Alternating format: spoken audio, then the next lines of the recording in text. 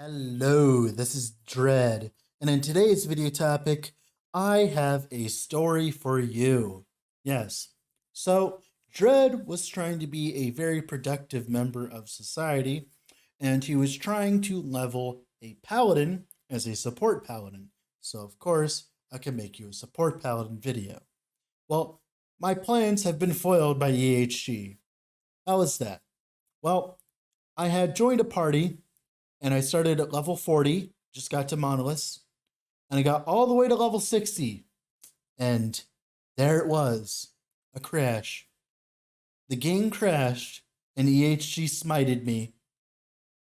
I got rolled back by like 2 hours, so I was like level 40 again. All the gear was rolled back, everything. I took it as a sign from God, a harbinger, you would say, to try something else. With my sanity ruined and my enthusiasm at an all time low, I realized something. They added so much crud, why not play something else? So, after getting funneled by my friends, we managed to create a really stupid build. What is this build? It's a freaking werebear with meteors. How do you get more American than that? It's a werebear dunking meteors. Like it's basketball. It's great, isn't it? And you must be wondering, Dread, how do you get meteors as a freaking werebear, right? Well, the thing is, we have a new belt. It's called Harbinger of the Stars. You heard that right? Cock Meteor is on the table. And let me tell you, oh boy, this thing's a beastie boy. Let me tell you that much. The build itself is fun. It's great. It's like a good build. It requires a little bit of investment, as you'll see later. But once you get everything, all the pieces together, the stars align, just like the Harbinger of the Stars, and you end up with a wonderful build. So, what is going on? I'll explain it. Harbinger of the Stars is a new unique belt that will cast a meteor on a nearby enemy as long as you are, of course, above 0 mana and you crit the enemy at a 12% chance. This means that if I crit something and I cast a meteor, it will take 55 mana, because it's that base mana of meteor as a skill, and then it will cast it. It has no cooldown, no internal cooldown. It does not care how many things you hit. It doesn't care like all it cares is just how many crits per enemy and all that. So if I crit 3 enemies and trigger it 3 times, I'll shoot 3 meteors. If I hit like 10 enemies and hit it 10 times, I'll summon 10 meteors. Now, of course, how the heck are you supposed to sustain that? It's a lot of mana, man. It is a lot of mana. Thankfully, Werebear and its infinite rage generation has got our back. We have a few ways of generating rage. Well, if you don't know, this patch, Gardens of Rage was essentially removed from the game, at least removed from Spriggan form, at least, right? It got the Trickster treatment. Its ghost stance, i.e., Gardens of Rage, was moved into a unique amulet called Tears of the Forest, the kind of tears that all Spriggan mains cry when they see their Gardens of Rage is gone. Essentially, it's just Gardens of Rage on the amulet. That's all you need to know. This combined with, of course, the Vine Generation and Rage on crit, Rage on boss hit, all of that combined is enough to keep our mana sustained in most situations. Sometimes you can trigger more than 6 meteors at once, and that will kick you out of bear form. But as long as you get a little bit of max mana, like I did, as you can see in the footage, I'm at like 300-ish mana, you will not get kicked out as often, which feels great. You also get a bunch of rage on kill, rage on hit, rage on crit. Each meteor, it crits, and those individual crits on the meteor, it'll refund rage. So by the time the meteor comes down, it hits an enemy, it refunds the rage. And of course, Gardens of Rage picks it up. You don't technically need Tears of the Forest to make this build work. I tried it without it. It was fine. You just get kicked out of Werebear form a little bit more, right? So generally just build up some mana and you won't be kicked out as much because then the meteors won't proc as often. Now, the next problem, how do you scale Meteor without a skill tree? We are not a mage. You cannot specialize a skill outside of another class. So, well, thankfully, Meteor is a very special skill. It has a 900% added damage multiplier, meaning that if we add 1 flat damage, it gets 9. And that is, what, I think 10 or something like that. 10 flat damage, which is insane when you're a werebear and you're, of course, strength stacking. Strength stacking is wonderful, isn't it? And all of that combined equals a very fun setup and a very fun build. Now, of course, we're going to go in game and talk about it some more. If you haven't already, leave a like on the video, subscribe to the channel for more awesome builds like this. You could even say epic builds. But yeah, we're going to work on that. Also, by the way, if you want to play multiplayer with us, I would heavily suggest registering with the link below. You can join the Crash the Server event party starting at February 2nd. You'll be able to play with us as long as you own a copy of Last Epoch and follow the steps down below with the Crash the Server party event link, right? Also as well, we are a few subscribers away from 10,000 subs. You know what that means? It's time to do something stupid. So we're going to try to find something stupid and we're going to do something stupid for 10K. I'll have more news soon in community posts. Also as well, you can also join the Discord to be notified of when the 10,000 sub stream will start.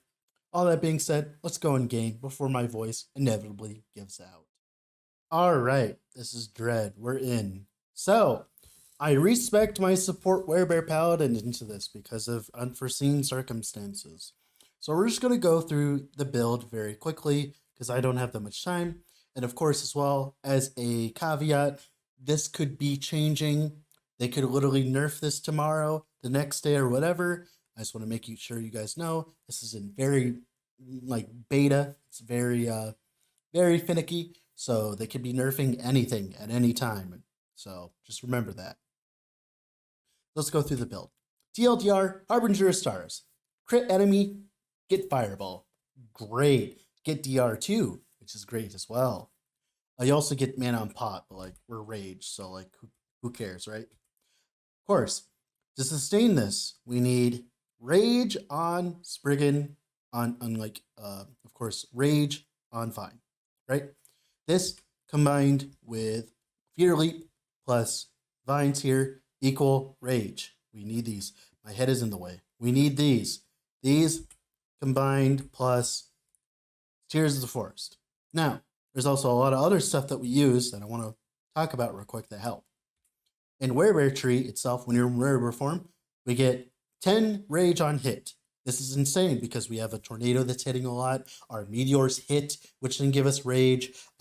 Anything that we use to hit in Werebear, it will also, of course, give us Rage. It also gives us Rage on kill. So if you kill a pack with a meteor, it might actually just refund its entire mana cost, which is wonderful.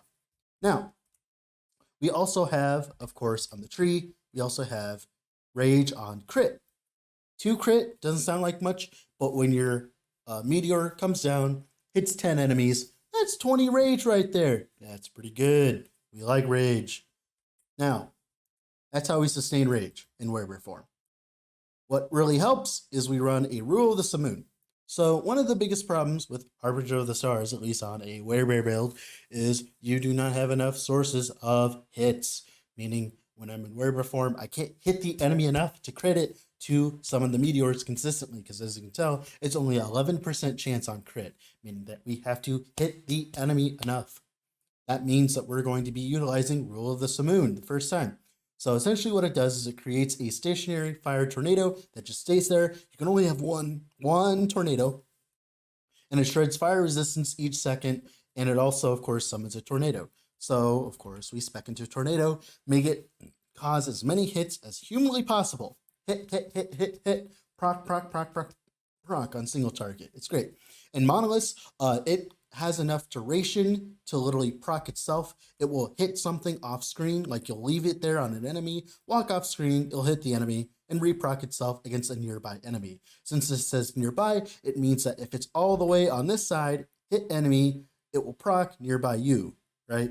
And like that will hit and all that. And since we have extra duration, which lasts longer, of course, than the 3-second cooldown, it means that essentially this becomes an Armageddon brand. We can move it around, bring it with us, and it does a lot of the clear for us and makes this into a semi-auto bomber when things are right, which is absolutely wonderful. Great. Rule of the Samoon, very important for single target. Your single target will feel Pepega until you have this. And those are the 3 uniques that you need. Everything else is just nice to have. We have, of course, Throne of Ambition. It was nerfed / buffed. It was Giga buff for us. Nerfed for anyone else that just wanted to throw it on for some reason. Lots of more damage. The biggest problem with this build is actually more damage because since Fireball does not have a skill tree, right? Since we can't have a skill tree, it means that we have to rely on other sources of more damage, which is fine because that's what we have a lot of, thanks to something like, of course, Meteor having a 900% added damage effectiveness. Wonderful. Of course, Throne of Ambition giving us 40% more at max stacks. We also get, of course, the 35% more from Swipe after the changes. Swipe changed, it makes it so that we get 7 stacks at Aspect of the Panther, and they also give us a bunch of more damage per stack, right? That gives us a lot of more damage, meaning our meteors will hit very hard. Now, of course, that is not enough. We also dual wield.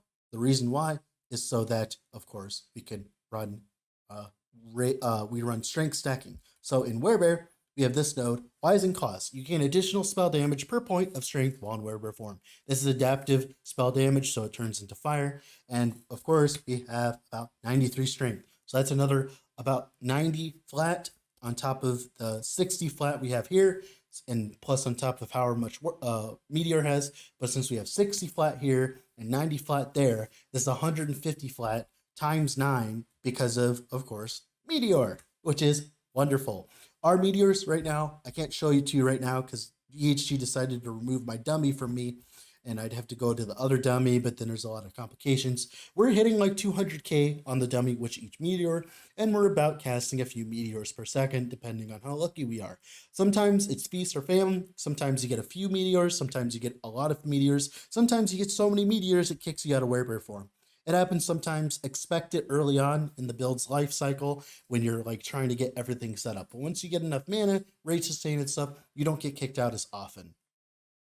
But yeah, that's pretty much it for how to scale the damage of it. And of course, we need crit everywhere, crit, crit, crit, crit, crit, crit, crit, crit everywhere, crit everywhere. Of course, like crit. Right now, what I'm missing, I am missing like 9 levels. And all those 9 levels will go into Hide Skin for extra HP and Endurance Threshold, and that will make us uber tanky. Right now, we're at like 1800 HP while in bear form. My gear sucks, kind of, and we'll go over that in a second here. Gear, helmet, it's pretty Pepega, whatever. Amulet, mandatory. Weapon, good enough. I didn't have enough increased damage, so I went with increased damage instead of crit multi. You go spell crit, crit multi, rune dagger, a lot of different stuff you can do. Chest, you want the +2 to tornado and the life and the strength. Main reason why you want +2 to tornado, not only is it a lot of increased damage, but also lets us grab more frequent lightning, which means our lightning casts more, so more procs. Storm Orb carries the build. It's great. Offhand, we're using an Eagle Wing. Why is that? It's the only offhand that can, 1, give us base crit, right? 2, it gives us movement speed. 3, it gives us armor shred, which is very hard to get on this build because we're using a unique pair of a unique amulet and unique gloves.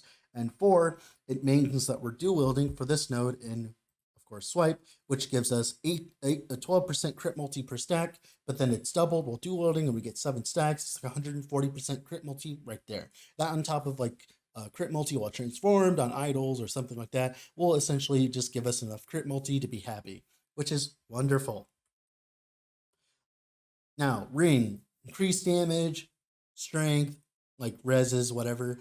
Harbinger Star, of course, this is important. You want the highest chance to cast Meteor on crit. Everything else does not matter. Everything else is like a non-factor.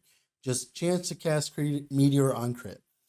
Base crit, of course, helps a lot too. Means you have enough base crit to like do everything. Mainly 11% chance or 12% chance to cast Meteor on crit.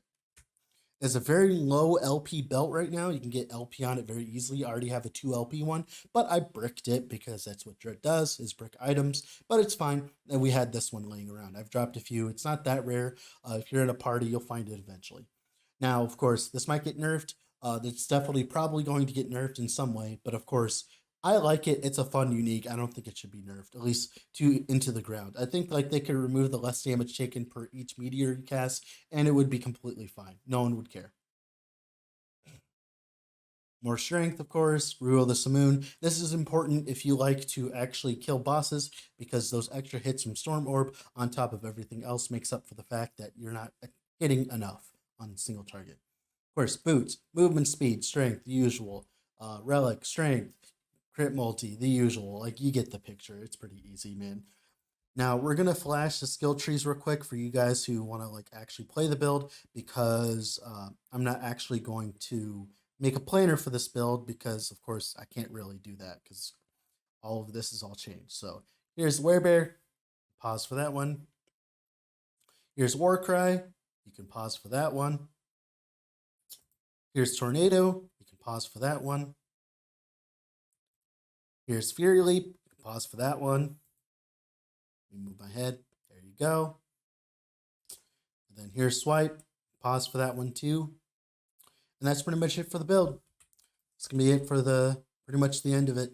You can get chance to cast boulders on enemy melee attack. You can get that. You can increase spell damage while you have a totem. You can get, of course, crit multi while transformed, spell damage while transformed. There's a lot of stuff you can get, but generally I just use it to cap my res. And of course, Throne of Ambition for the more fire damage. Giga buff! But yeah, well, that being said, this has been Dread. I'm gonna go sleep now. Bye.